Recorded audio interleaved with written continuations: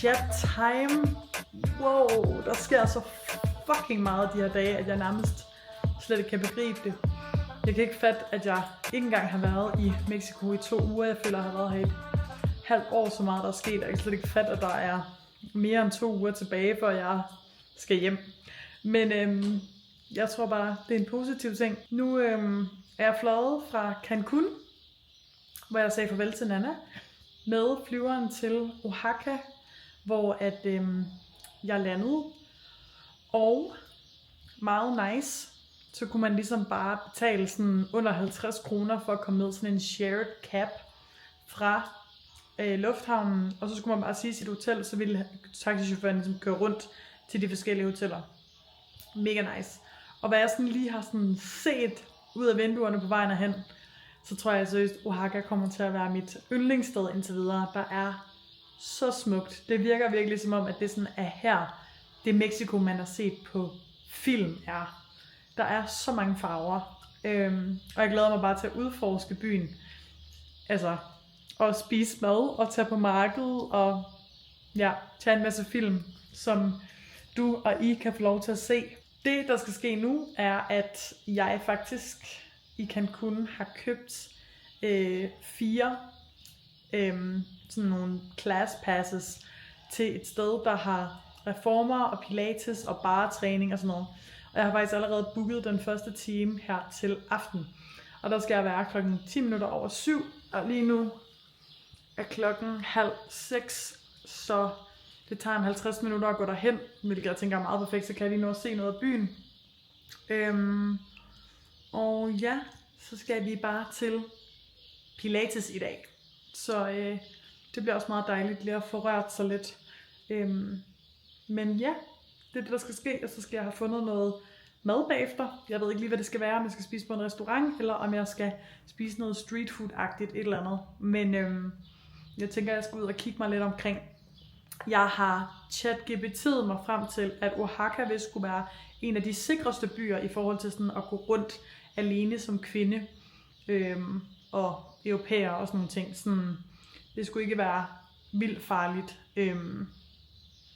Og de er vant til sådan solo-rejsende og kvindelige solorejsende. Så ja, jeg tænker, jeg skal lige mærke, hvordan temperamentet er her. Men ellers så tror jeg egentlig, jeg føler mig sådan ret cool med bare at gå rundt og være mig selv. Nu hvor jeg jo er alene.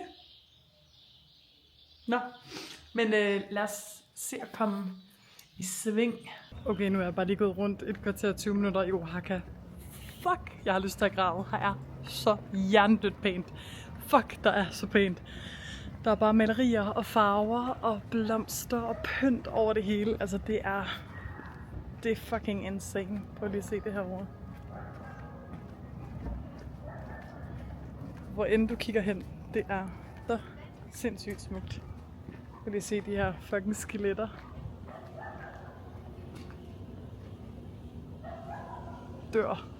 Dør seriøst. Jeg kan slet ikke vente med at se alt det her i daylight.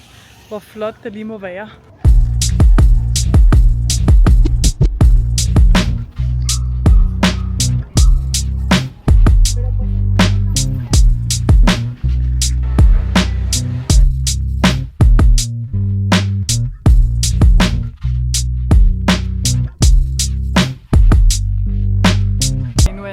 Frem til det her lille Reformer Pilates bar træningssted. Bestilt en lille shake. Fordi jeg lige havde brug for noget energi, inden jeg skal dyrke Pilates. Og så har jeg spurgt mig lidt omkring. Jeg mødte nogen på vejen, som lignede nogen, der ikke var mexikanere. Og hørte dem, om de sådan følte sig trygge i området og i byen. Og jeg har spurgt pigerne her i receptionen til reformerstedet, om de mener, at det sådan er et trygt sted at gå rundt, når man er kvinde. Og det siger de, at det er det. Man skal selvfølgelig være opmærksom, men man kan sagtens gå rundt, også når det er mørkt, og bare holde sig sådan der, hvor der er lyst selvfølgelig, ligesom man vil gøre det derhjemme. Men det er altså sikkert. Så nu føler jeg mig rimelig rolig og klar på at så gå hjem herfra.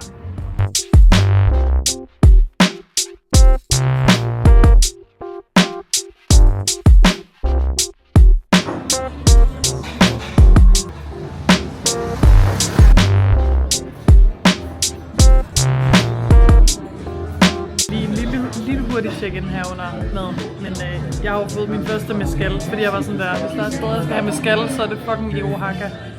Og jeg kan ikke lide det, men nu drikker jeg det. Nu kommer min drink.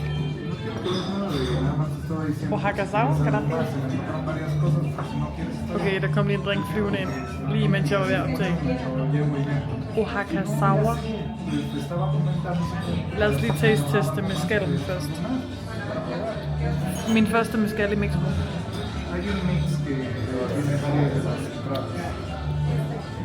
Fy for satan.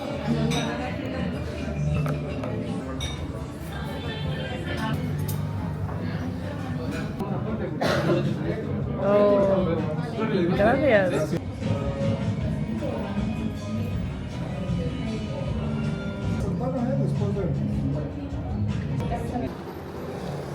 Godmorgen. Jeg er overhovedet ikke næsten lige vågnet.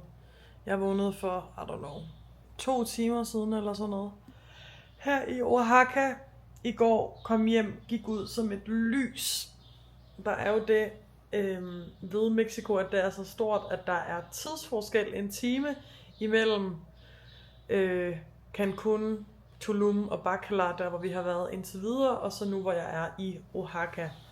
Så jeg crashede totalt ud kl. 22 og vågnede selvfølgelig tidligt her. Og nu har jeg bare lige ligget og redigeret lidt video og slappet af. Det er jo en af de bedste ting ved at rejse alene og være solrejsende, det er, at du kan gøre lige, hvad fuck der passer dig. Lige når det passer dig. Så nu har jeg lyst til at gøre mig klar, og så skal vi ud og finde en virkelig god kop kaffe i Oaxaca. Min plan for dagen i dag er egentlig bare at gå rundt og mærke byen og finde ud af, hvad det er for et sted. Se alting i dagslys. Suge alle de nye indtryk og se alle de smukke farver her i byen. Og så må vi se, hvad der ellers kommer til at ske.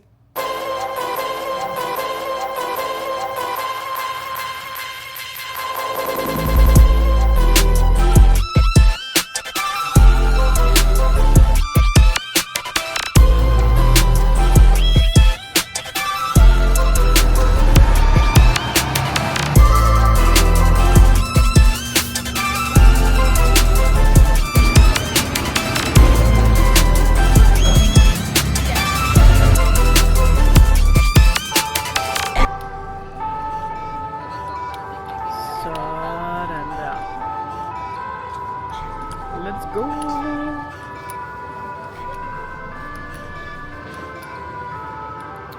Pissegod højtaler. Cute. Okay, der var lige sådan en bod, hvor jeg kunne se, at en hel masse mexikanere, de stod og fik deres morgenmad, og så var jeg simpelthen så nysgerrig på, hvad fuck det var, de fik. Så nu har jeg været over at få sådan en her. En taco. Nu står de derovre. De griner helt vildt meget af mig. Der er deres lille båd derovre. Men de er meget søde og meget cute. Nu skal jeg prøve at smage den her taco. Det er vitterligt ris blød flæskesvær. Det er en majs tortilla. Det er meget grineren. Folk de griner og smiler fucking meget, fordi de ikke kan tale engelsk til mig. Så de bliver sådan helt fjantet og fjollet, men de er fucking nuttede alle sammen. De er meget, meget søde.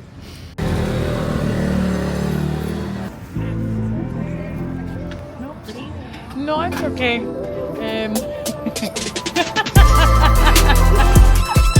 Skal vi prøve atole for første gang. Det er ligesom sådan en chokoladedrik. Med kanel. Det smager røvgodt.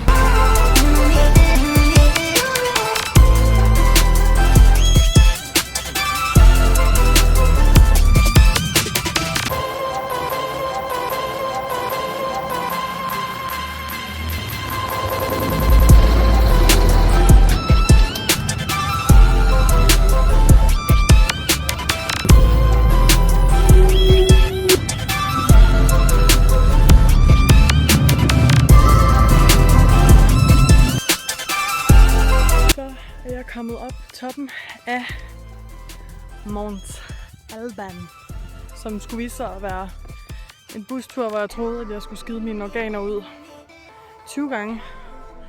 Der var ikke meget vej at se på den ene side af der, hvor jeg sad. Det var ret fucking nøjeren. Jeg troede seriøst, vi skulle køre ud over 1000 gange. Men vi overlevede og landede herop, og så har jeg givet 110 pesos for adgangsbilletten ind til sådan det her store monumentområde. Og nu kan jeg mærke, at jeg lige skal finde ud af, hvad fanden Mont Alban egentlig er for et sted, fordi jeg har sgu ikke lige læst op. Jeg har bare gjort, hvad ChatGPT sagde var et fedt sted at se.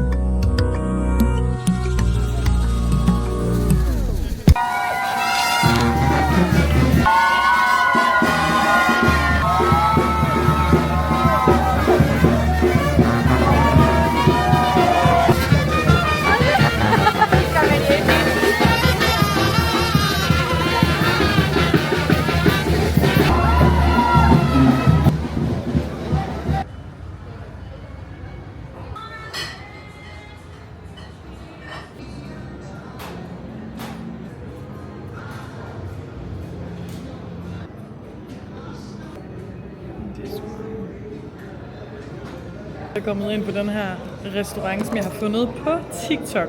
Fordi når man er i Oaxaca, så skal man have mole. Og jeg har fået at vide, at jeg kan smage alle 7 slags på den her restaurant, som hedder Chichilo.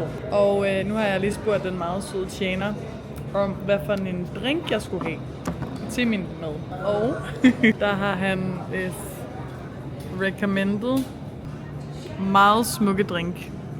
Jeg sagde til ham, at jeg ikke er særlig glad for mezcal, men at jeg nok skal drikke det, hvis det er det, de gør. Og det er åbenbart det, de drikker til mole. Så nu har jeg fået den her drink, og den smager virkelig, virkelig godt.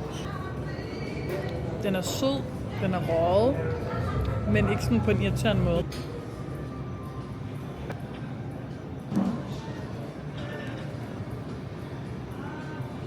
Jeg har fået mine 7 moller, og de skal spises i en bestemt rækkefølge. 1, 2, 3, 4, 5, 6, 7. Jeg er ret overvældet, men fuck, jeg glæder mig til at spise. Han er meget sød og meget god til at introducere, hvorfor man spiser molle her i Mexico, og hvor de forskellige kommer fra. Så kæmpe anbefaling, hvis man gerne vil have lidt indsigt.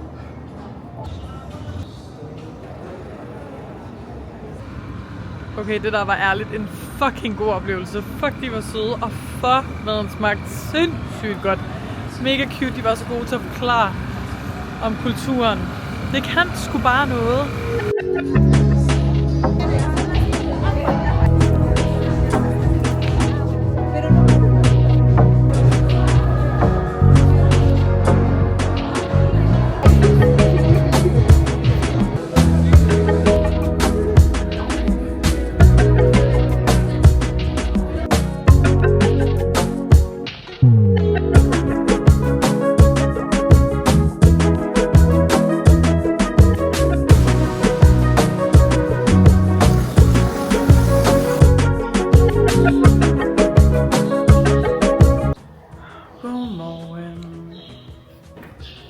I dag er det den anden hele dag her i Oaxaca.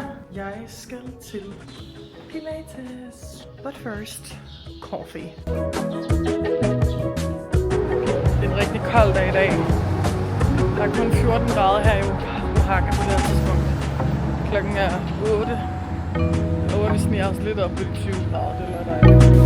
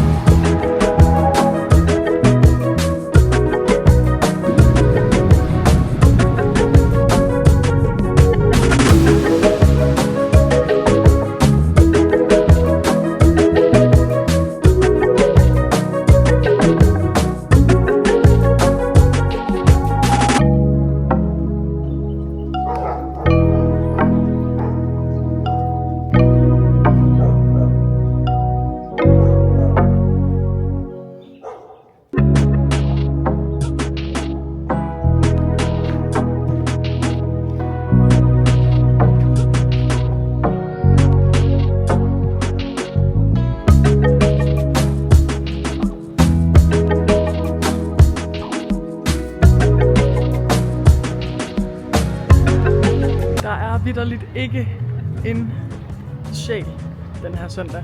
Og der er lige en enkelt mand med sin hund. Men ellers er der meget, meget stille i Oaxaca på en søndag.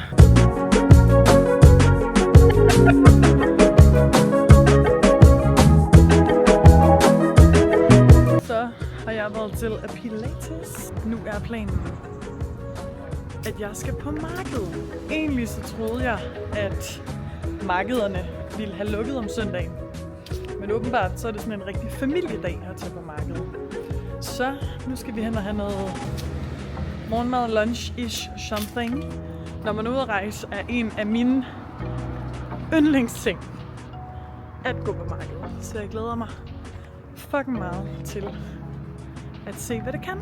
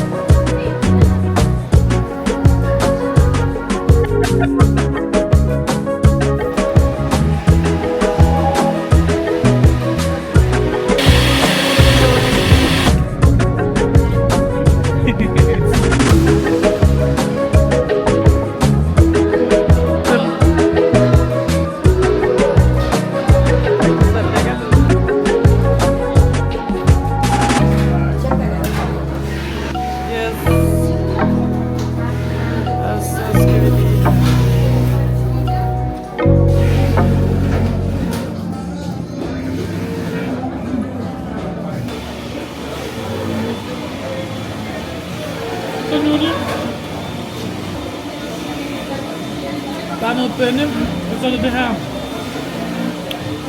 ost, som de bruger her i Oaxaca. Nogle majs og noget pollo.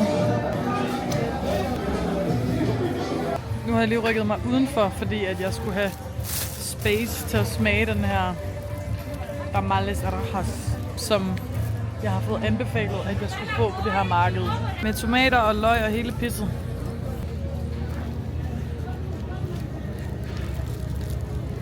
Og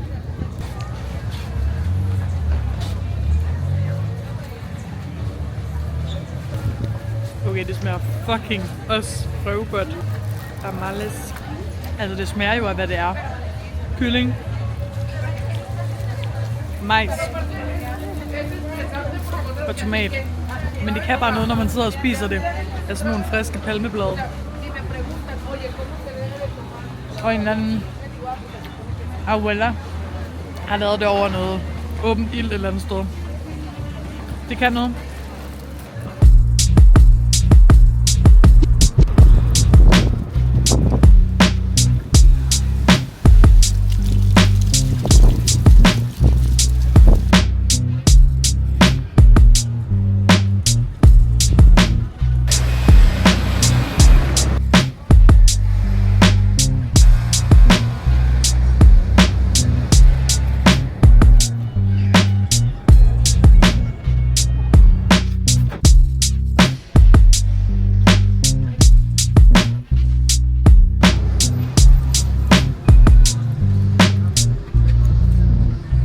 Grazie. Nu er det blevet aften. Jeg har brugt hele eftermiddagen på at klippe podcasts og lave SoMe ting og sager. Og den podcast episode, der kommer ud før denne her video kommer ud, er en podcast episode, jeg optog med Nana, inden vi sagde farvel til hinanden i Cancun, med gode tips og tricks til, hvad man skal huske, inden at man skal ud og rejse, og inden man skal backpacke. Så tjek den podcast episode ud af Why Not, der hedder Turen går til Mexico part 2, tips og tricks med Nana. Der hvor du lytter til en podcast, hvis du godt kunne tænke dig lidt tips og tricks. Nu skal jeg ud og have noget aftensmad, og så tænker jeg bare, at jeg skal tulle lidt mere rundt, mærke Oaxaca en lille smule mere. Jeg craver molle, så jeg håber, at jeg kan finde en platte med tacos, kylling, ris og molle. Det er det eneste, jeg skal bede om i min mund lige nu.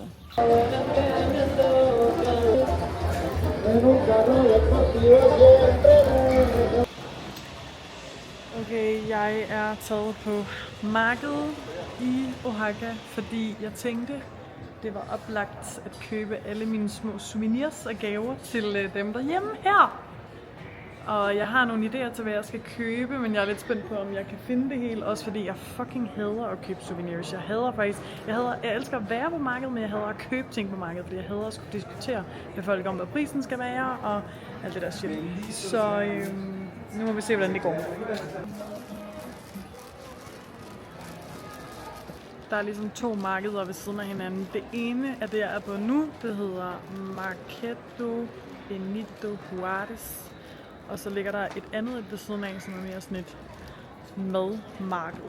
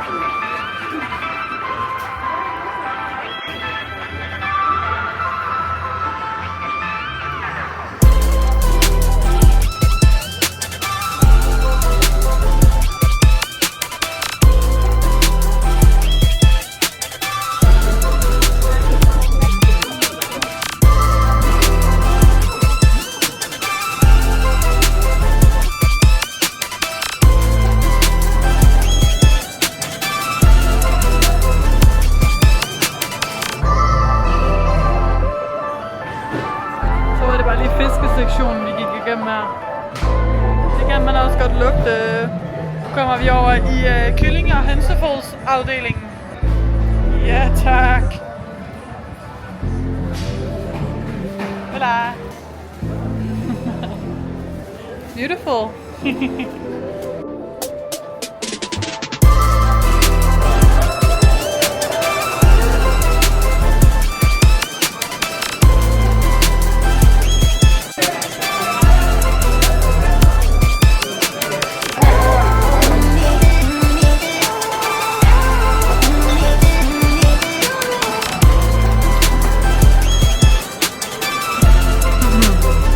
Can I film you guys? Yeah. My new friends.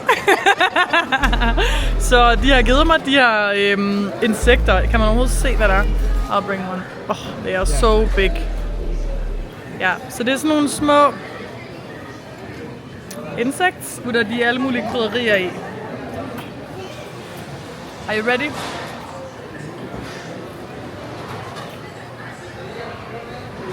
It's kind. You have to be kind.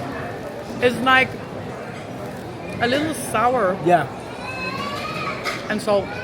Yeah, it's very sour. it's interesting. This is not. This is not. It's okay. Actually, Yeah. I find it okay. What? It's not like I don't feel like I'm eating an The insect. texture, right? The texture is alright. Oh my god. Well, you tried? I tried. Yeah. I did it. That's important. Thank you. God morgen herfra. Utroligt smukke Oaxaca. Ærligt. Jeg er ved at være der, hvor jeg tænker, at jeg faktisk snilt, hvis jeg fik muligheden, kunne bo her i et halvt år, et år. Er wonderful. Nu er det den sidste hele dag, jeg har her i Oaxaca. Oaxaca for helvede. Inden at turen går videre her i Mexico. Der er noget, jeg skal nå inden. Der er nogle taco-steder, nogle street food taco-steder, som er kendte her i Oaxaca. Fordi det er generationer igennem generationer fra nogle bestemte familier, som har de her taco-steder. Kan altså spores helt tilbage til sådan midten af 1900-tallet. Nu skal vi hen og finde det, der hedder Taco de Cazuela Tichade og Tacos del Carmen. Der sker noget fuldstændig fantastisk her i parken på vej hen til tacostedet. Der er salsa, tror jeg. Danseundervisning. 8, 9, 10. Vamos, paseo de ida y vuelta, 2, 3, y 1, 2, 3, 4, 5, 6, 7. Hvor overdrevet cute er det lige?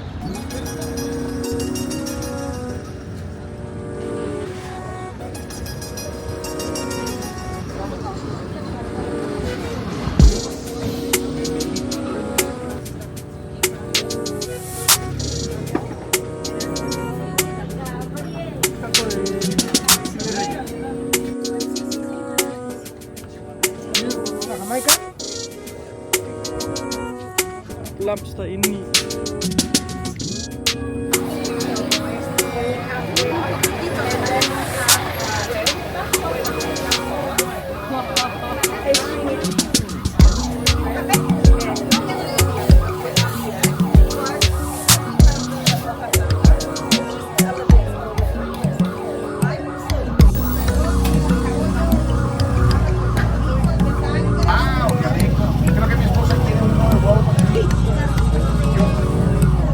Så det, der sker her til aften, er, at jeg havde planer om, at jeg, fordi jeg jo i min podcast Why Not har en bucketliste, hvor jeg blandt andet har sagt, at jeg skal på date med en, skulle have været på date med en mexicansk fyr. Men som det jo altid går, føler jeg, så aflyser han nogle timer inden vores aftale, fordi han allegedly skulle have fået fjernet nogle ting efter en operation. Og fordi at der skete en eller anden emergency, så var han nødt til at komme ind senere, så derfor var han nødt til at aflyse vores aftale, selvom at han havde glædet sig til den. Så i stedet for gik jeg ud for at få lavet min negle. Det endte med at blive sådan en rød negl med perleeffekt. Jeg synes, de er blevet så cute. Jeg tror, de bliver rigtig flotte på Halbosh, når jeg skal være en Ayla Bonita. Og så var jeg jo på markedet og fik købt nogle gaver. Jeg fik købt nogle af dem. Og dem kan jeg jo sjovt nok ikke vise her, fordi dem, som skal have dem, højst sandsynligt ser med. Men jeg kan vise noget, som jeg købte til mig selv. Det her bælte med sådan ko-skin pels-agtigt med det her flotte spænde og små diamanter på. Jeg tænker, det kunne være meget flot til sådan en lavtaljet buks, når jeg lige får smidt de her kilo, som jeg har taget på i Mexico, fordi jeg vitterligt har spist, som var der ingen dag i morgen. Så købte jeg derhen ved Pilates-stedet nogle virkelig cute kopper, som jeg var nødt til at eje. So cute. Til sådan en lille kaffe latte i sådan en grøn, lidt mere sådan jordagtig farve. Så kom jeg også til at købe en ny kasket, som jeg synes var så flot, med logoet fra det her reformersted. Det synes jeg var nogle gode Mexico-køb. Nu tænker jeg, at jeg skal pakke, og så bliver jeg hentet i morgen kl. 8:30 af en taxa, der skal køre mig til lufthavnen, så jeg kan flyve tilbage til Cancun. Og så tænker jeg, at den næste vlog, den starter, når jeg er landet på mit hotel på Holbox.